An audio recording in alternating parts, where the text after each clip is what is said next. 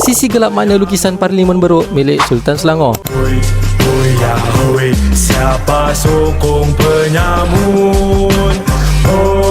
Bangun. Pada April 2022, satu Malaysia terkejut bila Sultan Selangor iaitu Sultan Sharafuddin Idris Shah membeli lukisan Dewan Rakyat yang penuh dengan beruk dan katak. Ini bukan lawak kosong, tapi satu signal pedas dari istana. Faktanya, Sultan beli lukisan ni sehari lepas Parlimen buat hal. Diorang gagal bentangkan akta anti lompat parti. Lukisan ni terus jadi bukti sejarah betapa kacaunya drama politik masa tu. Lukisan ni memang makan dalam. Tempat yang patutnya mulia dilukis dengan penuh haiwan yang melompat sana sini. Lambang orang gila kuasa yang khianat undi rakyat. Memang tak ada siapa pun yang terlepas dari kenebahan. Cara baginda ni memang genius. Dari sekadar lukisan viral internet, ia terus jadi tugu peringatan tentang betapa rosaknya perangai orang politik kita. Lukisan takkan menipu. Bila hilang rasa malu, Parlimen pun boleh nampak macam sarkas. Korang rasa beruk-beruk dalam lukisan tu dah insaf jadi manusia atau makin ramai kat sana? Cuba komen. So, itulah